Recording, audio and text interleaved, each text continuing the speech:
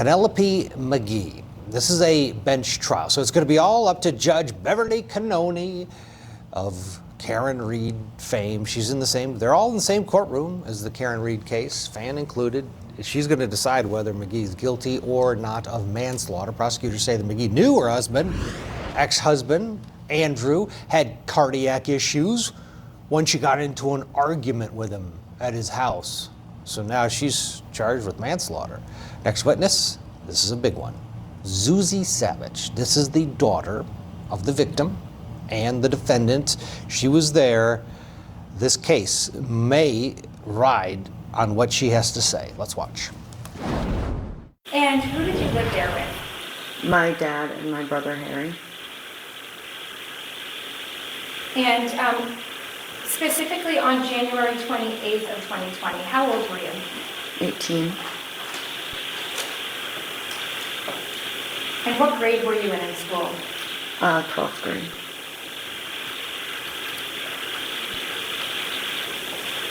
What is your mother's name? Penelope McGee. And in January of 2020, where was your mother living? I'm not sure. Did you live with her in the month of January? No, I did not. Now, drawing your attention specifically to January 28th of 2020, at some point during that day, did your mother come over to 40 Meadowbrook Road in Brookline? Yes. And do you know what time of day that was? At night.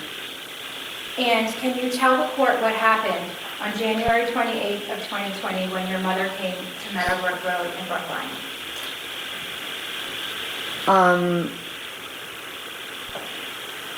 I was in my room, and it was a school night, and I heard yelling from downstairs. Who did you hear yelling? Well, at first I thought it was my dad and my brother Harry. And what did you do when you heard the yelling? I went downstairs to see what was going on. And what did you see when you got downstairs? That it was Penelope and my dad. And when you first saw them, where were they standing? In the kitchen. And what were they doing in the kitchen? Yelling, fighting. And where within the kitchen were they standing when you first saw them? Towards the front hallway. Did you hear what they were yelling about? No, not exactly. And how would you describe your mother's tone of voice at that time? She sounded very upset and angry. And what about your father? He seemed more distressed. And once you saw that they were in the kitchen and that it was your mother and your father, what did you do? At first I tried to intervene and tell them to stop. And did they stop when you said that? No. And how long did it go on that you were standing in the kitchen watching them fighting? Maybe 5 minutes. And then what did you do? I went upstairs to get my phone. And where was your phone? In my bedroom. And where was your brother Harry? He was in his room. Did you see your brother Harry? Yes, I went to his room. And what did you do? I told him to stay in his room and to not come downstairs. And when you grabbed your phone, what did you do?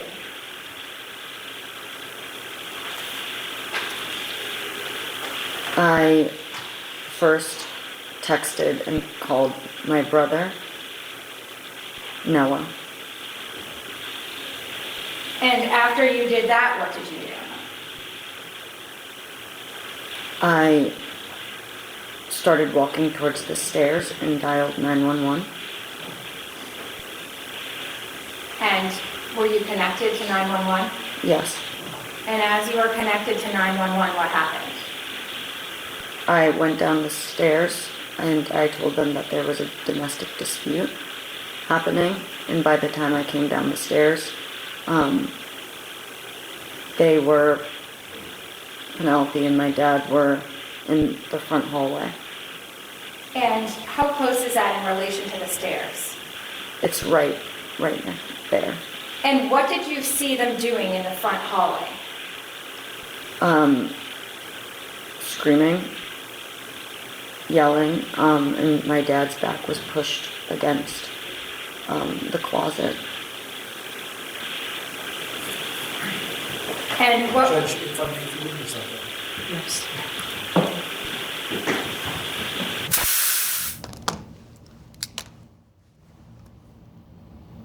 All right, sidebar, quick break. We'll get more from the daughter on the stand. Stay with us.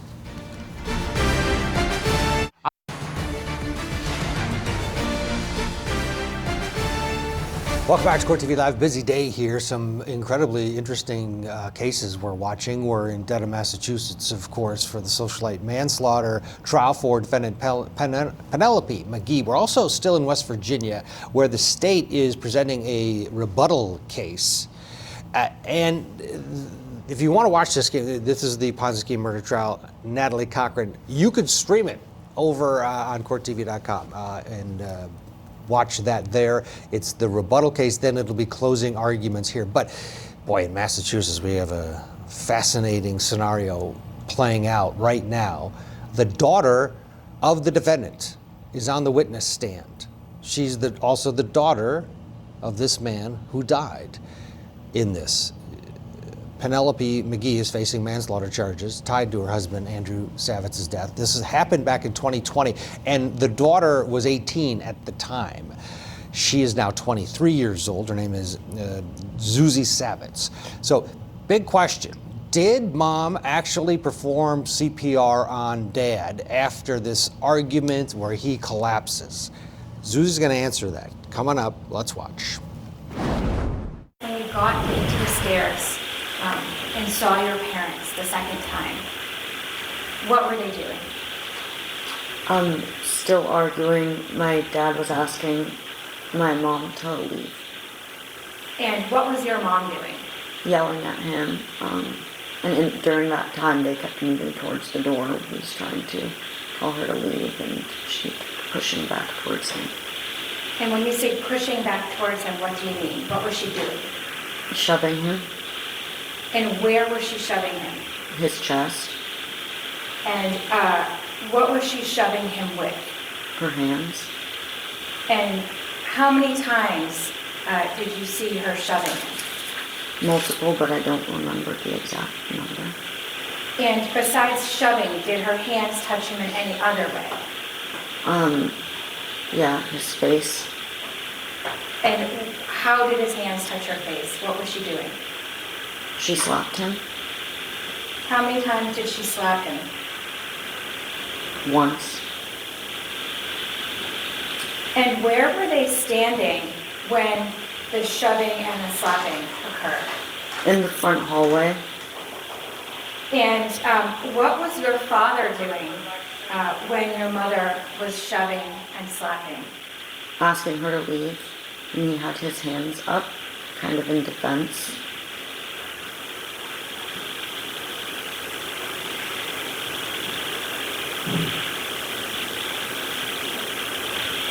Can you describe what was the tone of their voices while you were watching this shoving and slapping?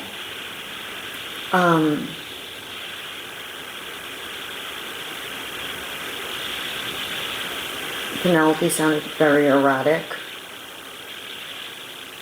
And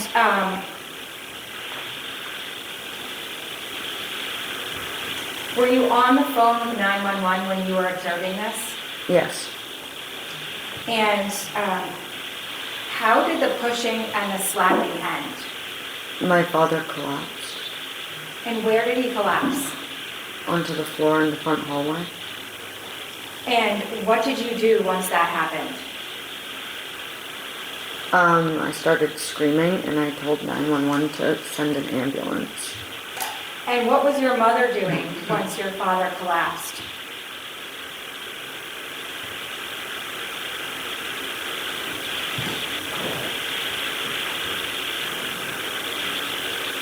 I don't remember exactly in the moment. She was just standing there. And once he was on the ground, what did she do, if anything? She just kind of stood there. And how long do you think it took for 911 to arrive, for the paramedics to arrive?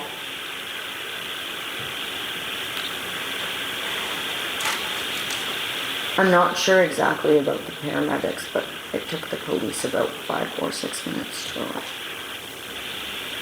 And during that time period, what did your mother do? At first, I kept begging her to give him CPR, and she insisted that he didn't need it. Did she give him CPR? Yes, eventually.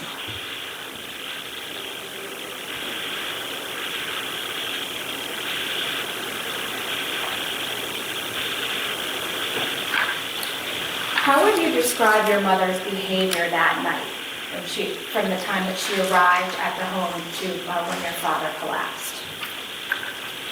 Frantic, erratic, angry.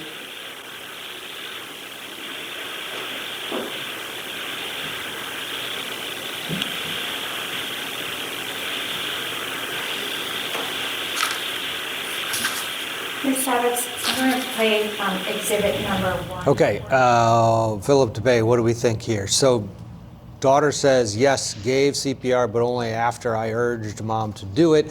What's your takeaway watching now, this is just direct, of the daughter on the stand? Well, first of all, there's no evidence that mom knew he was even having a cardiac event. Is there even evidence that she knew of his medical history? If she had knowledge that he had a heart condition, that he was prone to... She did. Okay, so even assuming that's correct, I'm not even sure she knew in the moment that it was in fact a heart attack. Just because somebody falls, it could have been a stroke. It could have been a dizzy spell. It could have been the onset of a seizure. She's not a paramedic. She's not an RN. She's not a doctor. But in the end, she did administer CPR. So it's not as if she just stood there and laughed or maybe gave him a control shot or a coup de grace to finally finish him off. She just stood there. And at the end of the day, we're not really talking about a fatal blow. We're talking about an argument, some screaming going on. That's most marriages. Could you imagine, Ted, you get into an argument, you yell at your wife, she collapses and survives, and now you're on trial for attempted murder? Where would it end? You know, she takes a stand and testifies against you. He yelled at me knowing good and well that I have clogged arteries. It's ridiculous. At this point, I truly believe it's overfiled. And from the daughter's perspective, you could, it had to be shocking, heartbreaking, and I could see her having the cause and effect in her mind, young woman thinking, oh, if mom wouldn't have yelled at dad, he'd still be alive. But I think you're right, that this is a stretch to think that mom went over there. Yes. I know what I'll do, I'll yell at him and he'll croak from a heart attack, and that'll solve all our problems. Yeah. No. All right, we need a break. We'll get you back. We're going to watch more of this fascinating direct examination, including the 911 call that's going to be played for the judge right after this. Grieving widow or mastermind behind a murder. Monica Cementelli is accused of plotting to kill her husband. Famed celebrity hairstylist Fabio Cementelli. Prosecutors say she and her lover killed Fabio to collect a big life insurance policy. The defense may say she's a bad woman, but she wouldn't be involved in a murder. It's a whodunit Hollywood story, but will there be a twist that no one sees? The celebrity stylist murder trial, today, only on Court TV.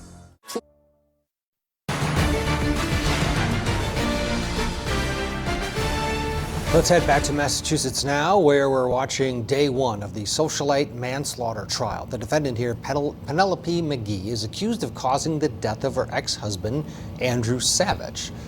McGee has opted for a bench trial, meaning a judge, not just any judge, Beverly Cannoni from Karen Reed, is going to decide her fate. She faces up to 20 years in prison if convicted. The defendant and victim's daughter is on the stand. We're about to listen to the 911 call from that night. Let's go back into the courtroom. Play exhibit number 1. 911 front recorded, where's everything? Hello, can you please come to Tony Manslaughter Road? Manslaughter Road? Yes. What's that? My sister's in the system, that's what I got. Please tell us in the phone. Okay, hang on, I want you to stay before, okay?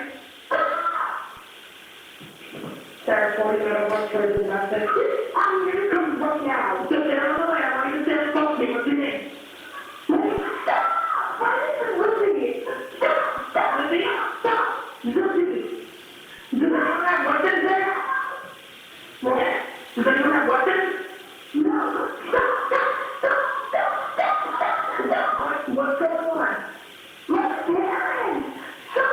Let me stop! Okay.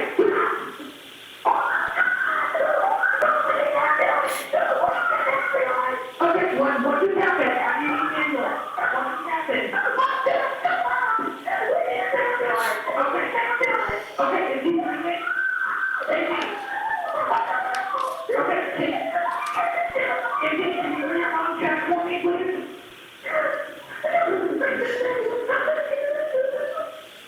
Okay. Izzy, I have help on the way, okay? I have to tell you to be confident, okay? Can you check and see if he's breathing? He's breathing.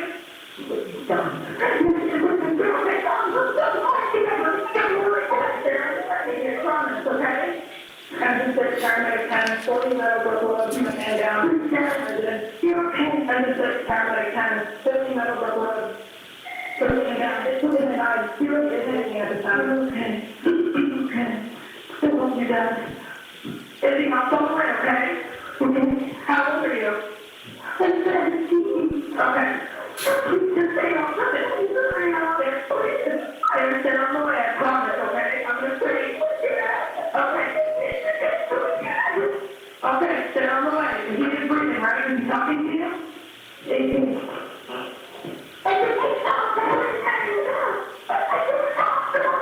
Stop breathing. Izzy, you're not breathing here.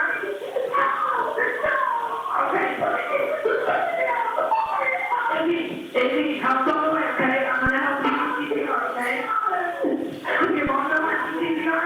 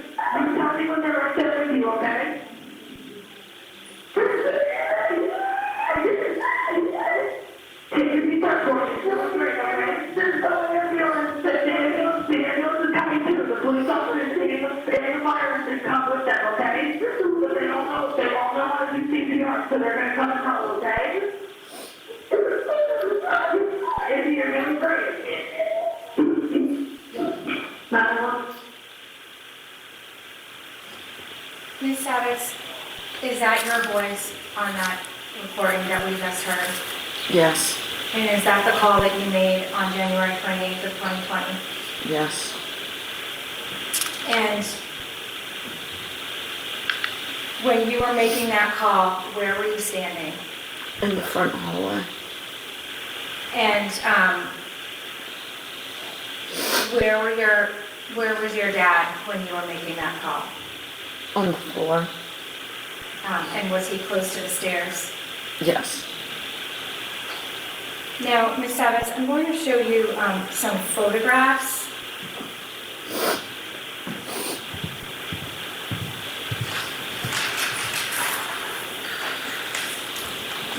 Give you a pointer.